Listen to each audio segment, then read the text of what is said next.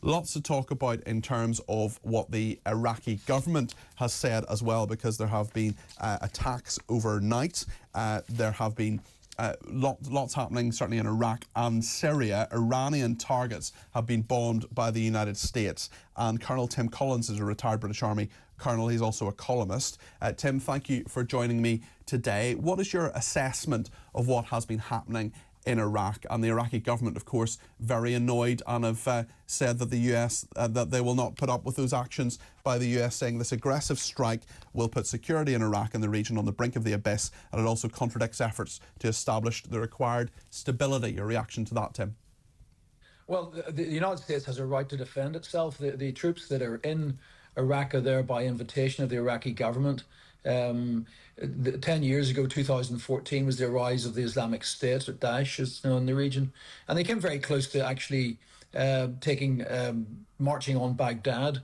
And it was the intervention of the United States forces that helped prevent that. And that's why there's US forces there. Of course, the other forces that are there are the Iranian Revolutionary Guard Quds Force. Quds means Jerusalem. And the Quds Force are the part of the Iranian Revolutionary Guard Corps that's responsible for subversive activities worldwide. They also deployed to Iraq to fight the Islamic State. They are still there in large numbers. And they're using Iraq as a public convenience to further their aims. So the Iraqi government, on one hand, is tired of the fighting in their country. They're also fed up with two external foreign powers fighting amongst themselves in their country, and that's understandable. The Iranian aspect of this, just explain that to people, because we're told these are Iranian targets in Iraq. Just explain that to our viewers and listeners who may not be familiar with that, Tim. Well, the Iranian Revolutionary Guard Corps is a sort of state within a state in Iran. They're under the command of a guy called Hossein Salami, Major General Hossein Salami. But prior to that, more importantly, they were controlled by an individual called Qasem Soleimani, who was killed in a rocket strike in 2020. Qasem Soleimani set up an international organization for the furtherance of subversion across the world. They've taken over the cocaine industry in Latin America. That funds their activities. They control Hezbollah, which means the Party of God in Lebanon. They are the main sponsors of the Houthis, who you'll heard of in Yemen, who are carrying out the attacks in the Red Sea, and are the main sponsor and mentor of Hamas in the Gaza Strip. Additional to that, they raised a number of forces within Iraq. They're called the Popular Mobilization Force. Kata'ib al-Hizbah is the most famous of them. And these have been actually integrated into the Iraqi army because there's nothing the Iraqi police or military or government can do about them.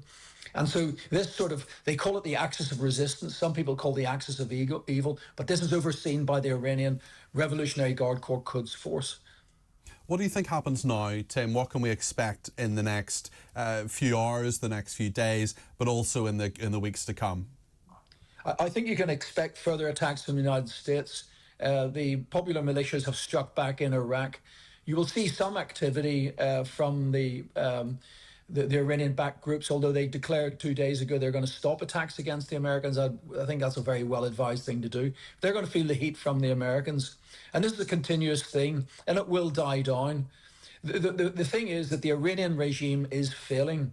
The aged supreme leader, Ayatollah Khatami, is 86 years old. He's not even, he's a religious leader who really is not popular within the country. The president's office is again presiding over a very turbulent population. The vast majority of Iranians are under 25. They've had enough of the mullahs, and the country is very unstable. And the reaction of the mullahs to this is to create an external threat, try and create an external threat in order that the Iranian people will come together to get behind the mullahs once again. That's their intention. And they need an external threat in order to keep their very unhappy country together. What is your assessment of that external threat to Iran in terms of the fact that we keep hearing about a wider regional conflict? We keep hearing that Iran are in some way, well, I think that there's a lot of evidence to say that they have links anyway to Hamas, Hezbollah. They're funding and arming various people. and various groups within the region. We've got the Houthi rebels conflict in the sea, for example, and there does seem to be some sort of a lot of worry, certainly in the international community, about a wider conflict. Is this all connected, or is it more complicated than that, Tim? I'm sorry, I thought I just said that about 2 minutes ago. It's all the axis of resistance, as they call it. Okay. The axis of evil includes all of those things I described. Okay.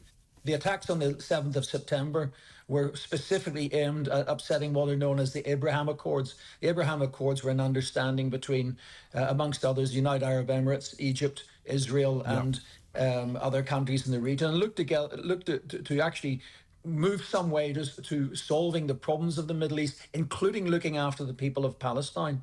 The Iranians realized that the one thing those Abraham Accords did do was cut the Iranians out of it altogether and their violent intifada. And so that's why they struck, in order to upset those accords. But nonetheless, the upset in the region will have a lasting effect. When the Israelis finally withdraw from Gaza, somebody's going to have to go into Gaza to police it. The Iranians will and Hamas will resist whoever comes in to act, because that would exclude them and an organization called the Muslim Brotherhood, which is an international organization which includes Hamas, which includes the AKP party in Turkey, which includes the Qatari government. And they will resist any attempt to bring normality and stability into Gaza. So we're going to see this conflict going on for a while. Whether it gets wider, it's a moot point. Who should police Gaza? You're talking about the need, clearly, when this conflict ends, hopefully soon, to police Gaza. Certainly the Israelis have said that they can see themselves doing that, but that will undoubtedly be provocative to others. They will do it for a period, and then they'll have to withdraw. No one wants to police Gaza. The Egyptians, I mean, the most likely case, by dint of fact there's nobody else, will be some sort of coalition Arabic peacekeeping force, probably led by Egypt, contribution with the UAE, Oman, Saudi Arabia, and other countries, Jordan, etc. They don't want to do that. An ideal solution would be that a large coalition of the middle classes from here and elsewhere in Europe, the well-meaning people, they could go down and police it, but I don't think they'd find it very comfortable. Well, indeed. So, Tim, you had a remarkable career in the armed forces, and now you've decided, if you don't mind me asking you this question off topic, that you want to move into politics in Northern Ireland. It's a big and dramatic, and some would say historic, day in Northern Ireland with the restoration of the Assembly. You want to be a member of that Assembly. Why have you made that decision? Well, let's get the facts straight first of all. I've no intention of going anywhere near the Assembly. The Assembly is a local assembly. I'm standing, I put myself forward, having been asked to do so, as a MP for Westminster, which is 320 miles south of that. So a Westminster MP's job is to represent the people of Northern Ireland in Westminster, the national parliament. Northern Ireland is underrepresented in the Parliament because a large number of people in Northern Ireland vote not to be represented in Parliament, and they do that by voting for Sinn Féin, who don't take their places up in Parliament. So the few MPs that do go to Parliament from Northern Ireland have the responsibility of representing their constituents in their constituency, but also the wider communities in Northern Ireland who are not represented there, and that's essential. You say that's essential, and the move yourself, is that something that you've wanted to do for a while? I mean, what is your own motivation? Clearly, you've had a lot of public service and service to this country throughout your career, but I just wonder, you could very happily go and do other things and go into retirement without that. Why have you decided to move into politics? Well, I've spent 23 years in the army. Then, since I left the army 20 years ago, I've built a number of successful businesses. I now have the time and resources to do the things I've been talking about. I was asked to stand in North Down by people from North Down who felt that they needed someone who has that worldly experience and understands Westminster, because I do a lot of work there, to do that. Northern Ireland has a sad voting record in that the vast majority of the middle classes don't vote. So something like 60% of people in Northern Ireland don't vote because they're sick and tired of politics. But if you don't vote, then you get what you get. And so it's about time to sort of wake people up and say, you need to take part in democracy. You need to go out and vote. You need to, if you want things to get better, you'll have to vote. Otherwise, what you will have are the two parties like DUP and Sinn Féin arguing amongst yourselves, suspension of the local assembly. And the suspension of the local assembly essentially means that the doctors and the nurses and the school teachers and the public workers don't get paid properly.